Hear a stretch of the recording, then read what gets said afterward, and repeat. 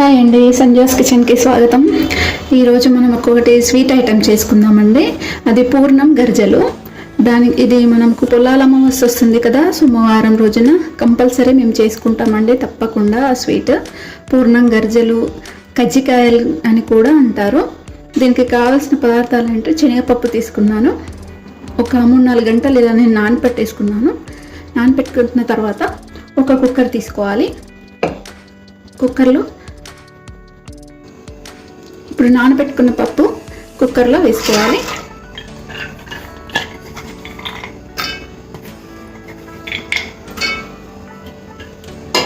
నేను ఈ కప్పుతో 1 కప్పు నిండా తీసుకున్నాను. ఇదే కప్పుతో 3 కప్పుల నీళ్ళు ఇందులో పోసుకోవాలి.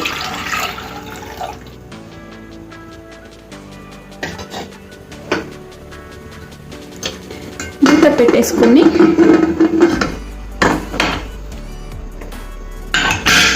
ఒక 10 విజిల్స్ వచ్చే వరకు మనము దీన్ని ఉడికించుకోవాలండి. శనగపప్పు కదా, మనకు లేట్ అవుతుంది, అందుకని ఒక 10 విజిల్స్ వచ్చే వరకు ఉడికించుకోవాలి.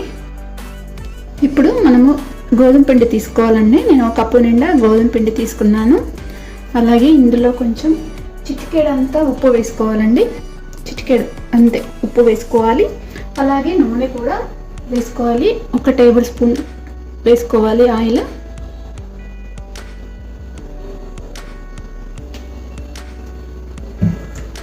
ఆయిల్ వేసి ఇలా ఒకసారి కలిపేసుకున్న తర్వాత ఇందులో వాటర్ వేసుకోవాలి. ఈ పిండి కొంచెం గట్టిగానే ఉంచుకోవాలండి. మనం చపాతీ పిండి ఎలా చేసుకుంటామో కొంచెం అంతకన్నా కొంచెం మెత్తగా ఉంటుంది కదా మన చపాతీ పిండి. ఇది కొంచెం గట్టిగా ఉంచుకోవాలి.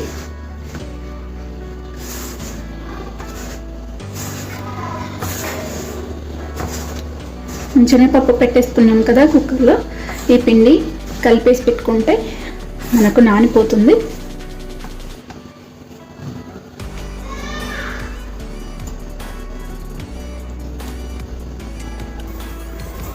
ఈ విధంగా మనము పిండి కలిపేసి పక్కన పెట్టేసుకోవాలండి.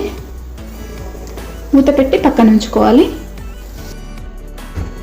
మనకు పప్పు ఉడికిపోయిందని చూసుకుందాము.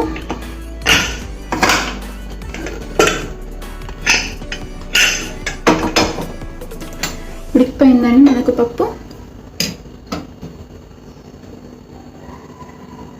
చూడండి, మెత్తగా అయింది, ఉడికింది. ఇప్పుడు దీన్ని మనము ఇలా స్పూన్ పట్టుకొని మొత్తం స్మాష్ చేసుకోవాలండి.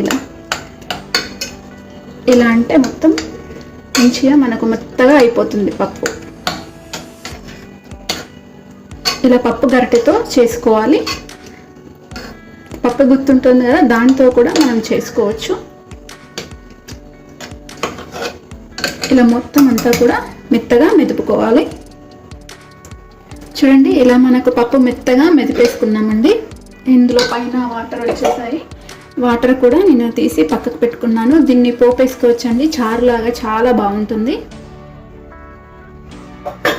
ఇప్పుడు మనం దీన్ని ఇది మెతుకుతున్నాం కదా, మనము పప్పు ఒక 3 గంటలు నానపెట్టుకొని 10-12 విజిల్స్ వచ్చే వరకు ఉడికించుకుంటే మనకు గ్రైండ్ చేసుకోవాల్సిన అవసరం ఏమీ ఉండదండి.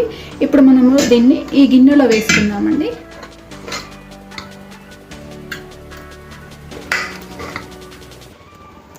నేను పప్పు మెతుకునేటప్పుడు సౌండ్ వస్తుందని స్కిప్ చేశాను. ఇప్పుడు మనం స్టవ్ మీద ఈ గిన్నె పెట్టేసుకొని ఆన్ చేసుకుందామండి.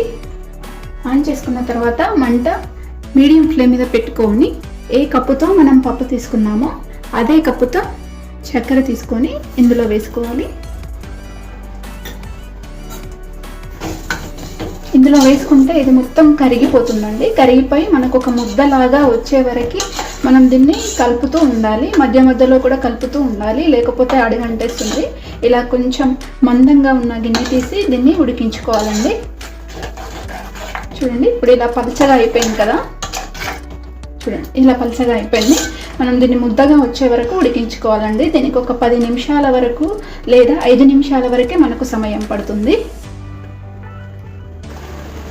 చూడండి, మనకి ఇక్కడ ఇలా దగ్గర పడిపోయిందండి. ఇలా దగ్గర పడే వరకు మనం కలుపుతూ ఉండాలండి.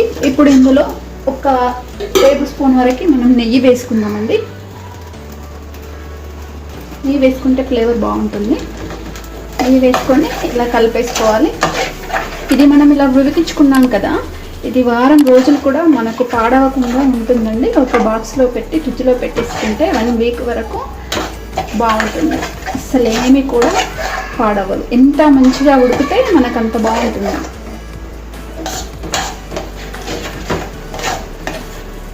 చూసారా, ఇప్పుడు నెయ్యి వేసుకున్నాం కదా, ఇప్పుడు మనం స్టవ్ ఆఫ్ చేసుకొని దించేసుకుందాము. ఇప్పుడు ఇది ప్లేట్లోకి తీసేసుకున్నామండి. ఇది ప్లేట్లోకి తీసుకుంటే మనకు చల్లబడిపోతుంది. అప్పుడు మనము గర్జలు చేసుకోవడానికి ఈజీగా అయిపోతుందండి. ప్లేట్లో పెట్టుకున్నాం కదా, చల్లగా అయిపోతుంది. ఇప్పుడు ఈ గోధుమ పిండిని తడిపి పెట్టేసుకున్నాం కదా, దీన్ని మనం పూరీలకు ఎలా చేసుకుంటామో అలా ముద్దలు ఇలా వేసుకోవాలండి చిన్న చిన్నగా.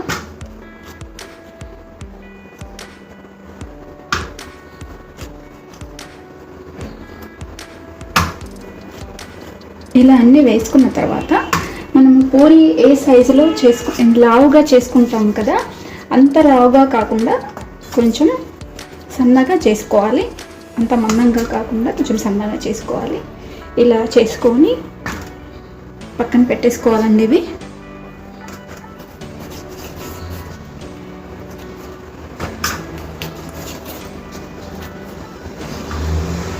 ఇప్పుడు మనం దీన్ని పూరీలాగా చేసుకుందాము. ఇలా పిండిలో అద్దేసుకున్న తర్వాత ఈ చపాతి పిండితో ఇలా చేసుకోవాలండి. పూరీలు ఎలా చేసుకుంటామో అలానే చేసుకోవాలి రౌండ్గా.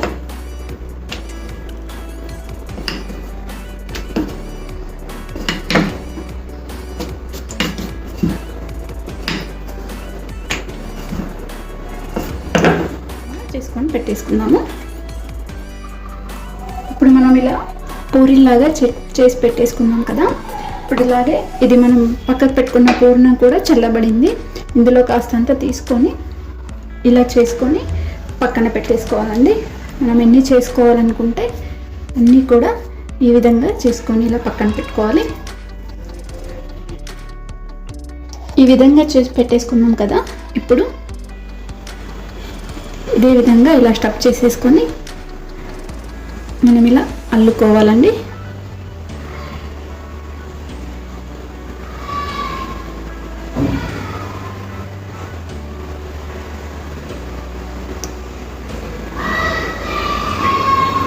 చూడండి, ఈ విధంగా మనము అల్లుకోవాలండి. ఇలా సన్నగా మొత్తం పూర్ణం అనేది మొత్తం నిండుగా రావాలండి.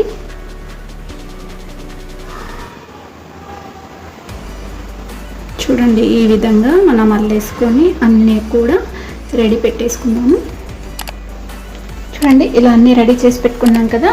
ఇప్పుడు మనం ఆయిల్ వేడి చేసుకుందాము. నాకు నూనె కూడా వేడైపోయింది. ఇప్పుడు ఇవి ఇందులో వేసుకుందాము. మీడియం ఫ్లేమ్ మీద పెట్టి వేయించుకోవాలండి.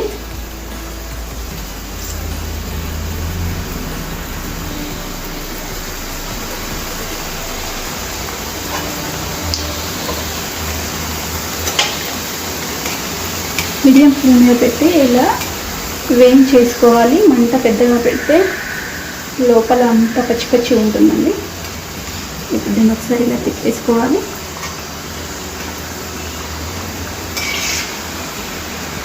త్వరగా వేగిపోతాయండి ఇవి, టైం ఎక్కువ పట్టదు అసలే.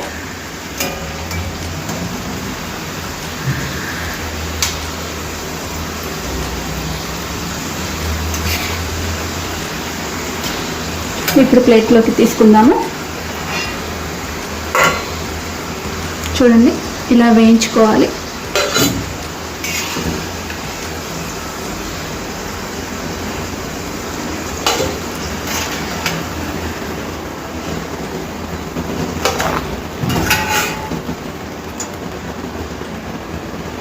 చూడండి, మనం పూర్ణం, గర్జలు, కజ్జికాయలు రెడీ అయిపోయినాయండి. పొలాల అమావాస్య రోజు స్వీట్ అండి, ట్రెడిషనల్ స్వీట్ ఇది. తప్పకుండా మేము చేసుకుంటాము. ఇలా చేసుకొని ఆ రోజు పొలాల అమావాస్య రోజు మట్టితో ఎడ్లు చేసుకుంటామండి.